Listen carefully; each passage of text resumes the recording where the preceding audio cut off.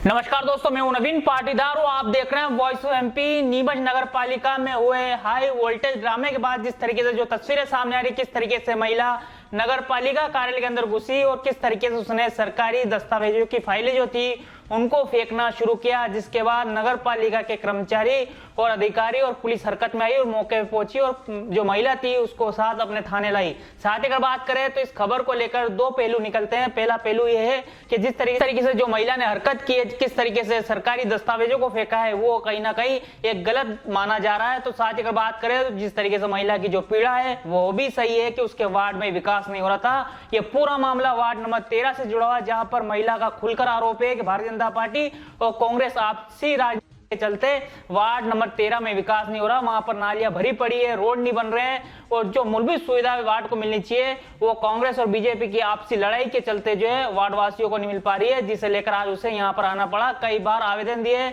और जिस तरीके से रहीम को लेकर जिस तरीके से कहा जा रहा है कि कई बार उसको भी जो फाइलें दी गई लेकिन उसने कहीं सुनवाई नहीं की। जिस तरीके से उसका कहना है कि फाइलों को लेकर कहा जाता था कि फाइलें अभी सीएमओ के पास है, साइन होना बाकी है, नगर पालिका अध्यक्ष के पास फाइल पड़ी है, तो ऐसे में उसके पास जिस तरीके से कहा जा रहा था उसे लेकर ही उसने फुल फाइलों को फेंका है। कि उसका कहना था कहीं न कहीं इस तरीके से नगर पालिका के कर्मचारी मेरी बात सुनेंगे, वार्ड में विकास होगा। इस तरह का बयान जो है मीडिया को कहते हुए महिला दिखी। साथ ही अगर बात करें इस मामले को लेकर, कार्रवाई को लेकर, जब पुलिस जो कोतवाली पुलिस की टीआई है उनसे बात करना चाहिए तो उन्होंने क्या कहा, महिला ने क्या कहा, हम आपको सुनाते हैं। जिस तरीके से ये रिपोर्ट हमारे रिपोर्टर अब्दुल अली रानी आप तक पहुंचा रहे हैं। कि होता क्या है कि सर पब्लिक तो सभी को वोट देती है, वो पब्लिक कुछ नहीं जानती कि भाजपा कौन है या कांग्रेस कौन। वो जिसकी मर्जी पड़ी अपना आत्मा से देगी, ना ही बताएगी किसी को। तो सर हो ये रहा है कि अभी मतलब जो अध्यक्ष मुद्दा बैठी वो वो मतलब अध्यक्ष मुद्दा है तो वो भाजपा की हैं और हमारे जो प्रतिनिधि हैं योगेश प्रजापति, वो स्वाति चोपड़ा जी जो बैठी हैं वो उनकी है। तो होता क्या है श्रीमान कि जब भी फाइल जाती है पार्षद में तो श्रीमान कांग्रेस की फाइल जो है, अब हम क्या कर सकते हैं, हमारा प्रतिनिधि अगर पार्षद कांग्रेस का बना है उसको हम कुछ नहीं कर सकते और अध्यक्ष महोदया बैठी हैं भाजपा की।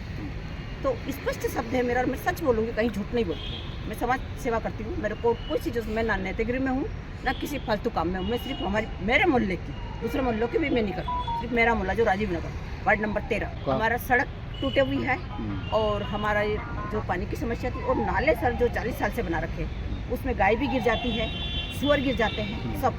तो श्रीमान हमारा कहना ये 3 साल से तो योगेश प्रजापति की फाइल लग रही है, उस पर सुनवाई नहीं करी और हम पब्लिक का बोला आप पब्लिक दे दो, तो हमने पब्लिक ने आवेदन दिया, 6 महीने हो गए, उस पर सीएमओ साइन हो गए हैं, बाकी जो भी सचिव वगैरह हैं उनके साइन हो चुके हैं, केवल मात्र और मात्र स्वाति चोपड़ा जी साइन नहीं कर रही। तो सर हम 3-4 बार रिक्वेस्ट कर चुके हैं कि मैडम आप हम पब्लिक से क्या है हमारी, भाई आपकी है योगेश प्रजापति जी रोज पेपर में निकालते हैं दस्तूर में, आप जानो वो जाने, हम पब्लिक से मत करो वो भेदभाव।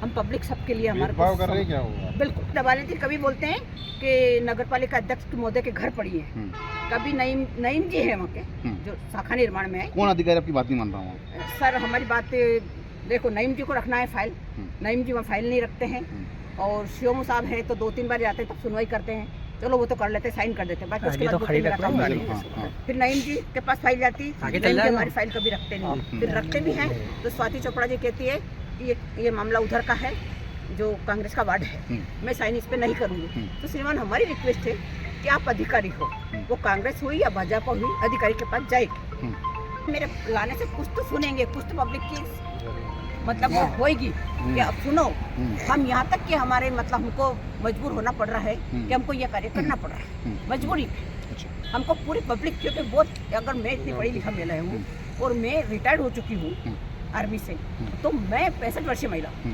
ऐसा फोन आया था जहाँ पे हम लोग गए थे और उसके बाद समझा बुझा के और मामला शांत करके वापस आ गए। नहीं अभी बात कर रहे हैं हम लोग, अभी ऐसा कुछ समझ में नहीं आया है कि क्यों व्यथित होकर ऐसा किया है, तो उस संबंध में पता कर।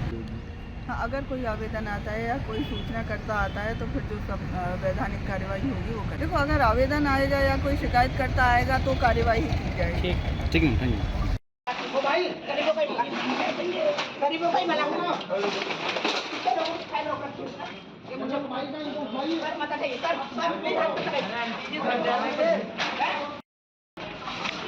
मुझे जाने से काम थोड़ी होगा। हो जाएगा आप तो कर रहे हैं ना, अरे नहीं मारा है। नहीं कर देगा ना, नहीं बहुत बेचारी लेने की अरे किसकी में संभालेगा, यही मैं जवाब चले गया। ठेकेदारों की थोड़ी है क्या फाइलें? क्यों? ये ठेकेदारों की फाइलें नहीं नहीं है। बोलो, आपको कुछ नुकसान क्या मिला? ये ठेकेदारों की फाइलें नहीं है। आप ठेकेदारों की फाइलें क्यों ठोक रहे हो? आप गरीबों के लिए लड़ती हो, क्यों कर रहे गरीबों की फाइलें क्यों ठोक रहे हो? ये आप ठेकेदार की फाइल उठाओ। हम कोई नहीं आ रहे, नहीं खान क्या काम आपके रहीम खान आ रहे अभी? हो? भ्रष्टाचार नहीं होने दूंगी।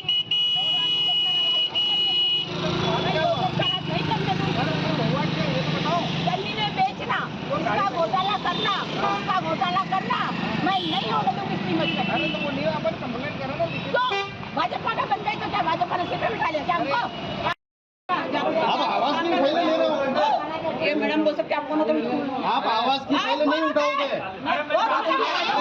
क्या हुआ? मेरे को किसी से बेइज्जती नहीं करनी, ठीक है ना? मत कर मेरे से, मत कर। मेरी बेइज्जती नहीं करें। हाँ, सही बोल रहा हूँ तो फिर गलत थोड़ी बोल क्या बोला? अरे क्या बोला? क्या बोला जरा? शर्मा जी, अच्छा हुआ अभी यहीं मिल गए। ये लीजिए, मुंह मीठा कीजिए। अरे ईशान, ये मिठाई किस खुशी में? शर्मा जी, मैंने नई कार ली है। अरे वाह, बहुत बधाई ईशान बेटा। लोन से ली होगी। क्या बात है ईशान भैया, नया घर भी बना लिया, नई गाड़ी भी ले ली, कहीं लॉटरी वॉटरी तो नहीं लगी है? हाँ भाई, कोई लॉटरी लगी है क्या? अरे नहीं नहीं, ये तो बाप जी ऐसी ब्लॉग्स का कमाल है। बापजी ब्लॉग्स? वो कैसे?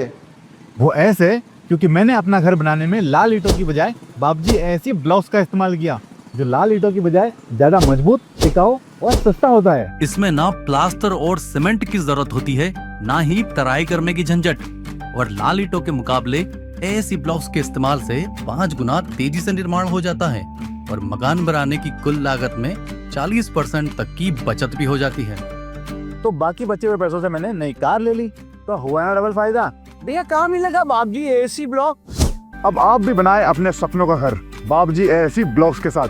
बाप जी ऐसी ब्लॉक्स, स्टील से मजबूती।